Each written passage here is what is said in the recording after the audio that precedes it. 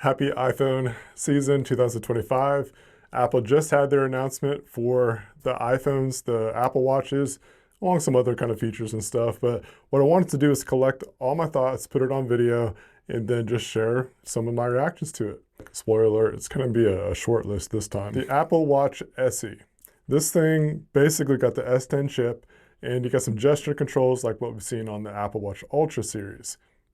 And that's kind of I mean, some other upgrades, that's your typical stuff of, better processor, better screen, all that kind of stuff. Yeah, that was pretty much the major highlights other than it charges 2 times faster. The Apple Watch Ultra 3, though, does have some improvements, and it was one of those things like, okay, so am I going to upgrade from the Apple Watch 2?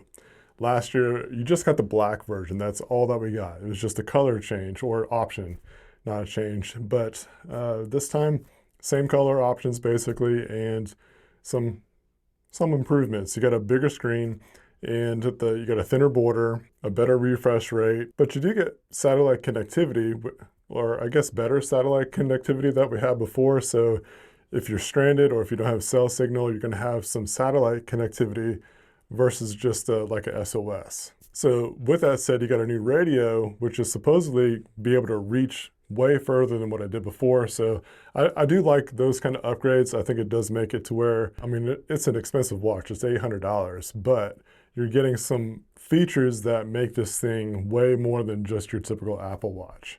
So it's, a safety feature. It's being able to connect to somebody, be able to call for help if you need to. Those things are valuable if you're out in the field to where you don't have cell phone connectivity. Other than that, like there's some other upgrades, all the typical stuff like your faster processor, brighter screen, all that kind of stuff.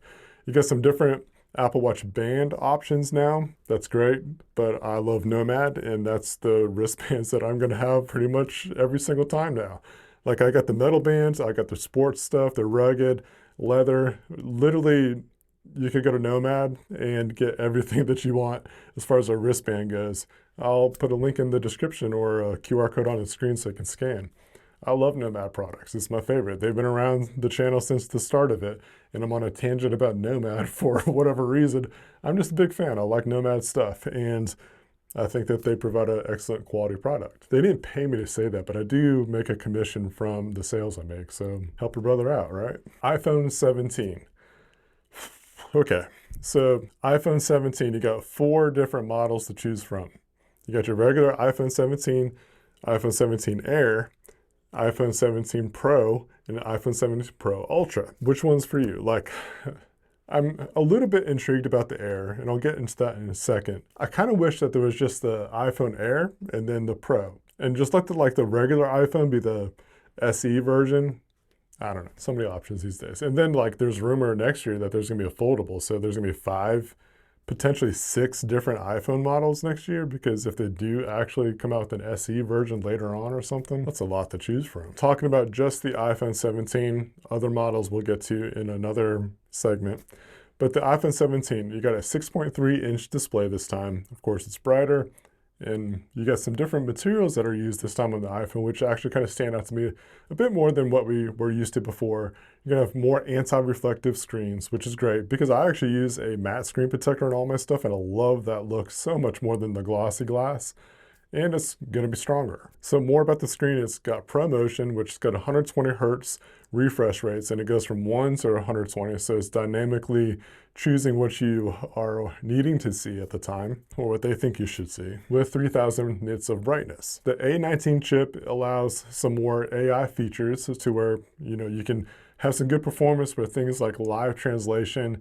You can scan images for AI responsiveness and suggestions and research. So it's definitely the gap between the Pro and the regular performance stuff is closing, which is a good thing. But the Pro definitely has some features that just kick the iPhone 17's tail. We'll get into that in a second. As far as the cameras go, you got a 48 megapixel shooter on the back, a 12 megapixel micro, and on the front you got center stage, which means it's just helping out with framing up your shots and things like that. But all right, so let me take a step back. The thing that I love about the iPhone cameras this time coming out is the square sensor. Essentially, it's like Open Gate. And if you understand what Open Gate is, if you are on a regular camera sensor, most of the time you got that 16:9 ratio, but with the OpenGate, it's a little bit wider. So what that allows is more information on the sensor, to where if you wanted to go vertical or horizontal, you're not losing out. You don't have to crop in. If you were to shoot horizontal, but you needed to make a vertical video, you kind of lose out on some information because you get a crop in. With these square sensors or OpenGate kind of comparativeness, you don't lose out on that kind of stuff. So you get your full resolution, no matter if it's horizontal, or vertical. The iPhone 17 Air. It is kind of weird how they have it. It's the first of its kind, but it's still the 17th series. Like, I'm attracted to it because it would be kind of neat to have a thin device like that. But why else would I want it other than it being thin? Aesthetics. If I'm going to spend that kind of money, I'm just going to go with the Pro. However, you do get a ceramic back now, which is fantastic. I don't like glass backs at all. I never have. I've always wanted a metal body or something like that, not glass. It's got the A19 Pro chip, which is what the Pro has, so that's a good thing. It's got the N1 Apple chip, which is for wireless connectivity, which is your Wi-Fi, Bluetooth, and Threads. And it's the stuff that kind of helps make AirDrop happen seamlessly and other elements like that. And then to accommodate that connectivity, you got the C1X chip, which is their modem.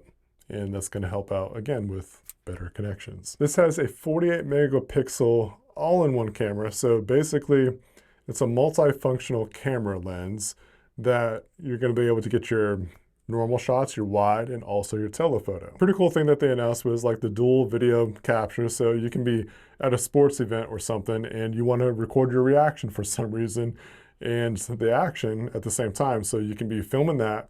And while you're doing that, the front facing camera is keeping your head in frame. It's cool technology, but I'd rather see the action, not reaction.